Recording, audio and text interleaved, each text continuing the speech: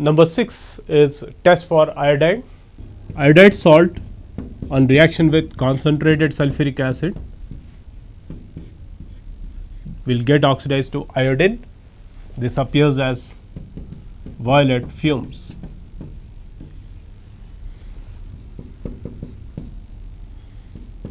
Iodide salt with silver nitrate gives yellow precipitate of AgI, which is insoluble in ammonia solution. Iodide salt with lead acetate will give yellow precipitate of PbI2. Then you have layer test.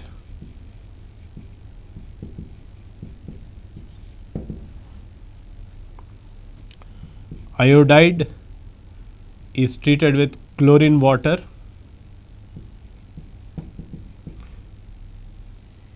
in presence of organic solvent like CCl4.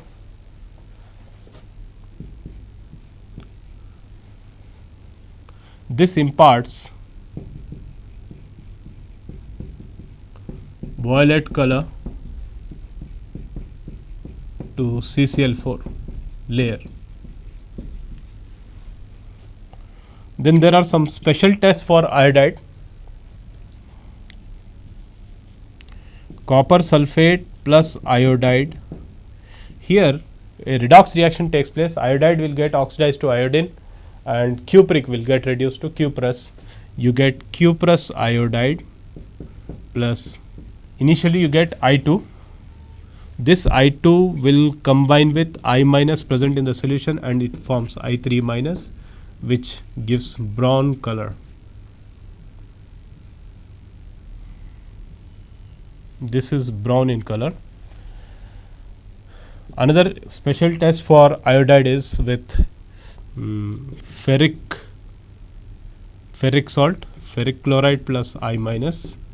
It gives ferrous iodide plus I3 minus in a similar manner. And one more is with mercuric sulfate plus iodide.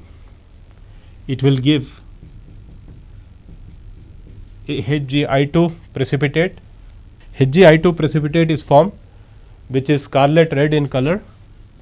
If you add excess of Ki, it will become K2HgI4. This is a complex species, soluble complex. So this is an important reaction. Remember, mercuric sulfate on reaction with iodide gives a scarlet red precipitate of HgI2, which further reacts with excess of iodide to give a complex species, which is a soluble complex. With ferric chloride, again a redox reaction takes place. Ferric gets reduced to ferrous, iodide gets oxidized to iodine, which subsequently forms I3 minus, and this I3 minus will impart brown color to the solution. A redox reaction takes place with cupric also. Cupric gets reduced to cuprous, iodide gets oxidized to iodine, which again forms the I3 minus ion, which imparts brown color to the solution.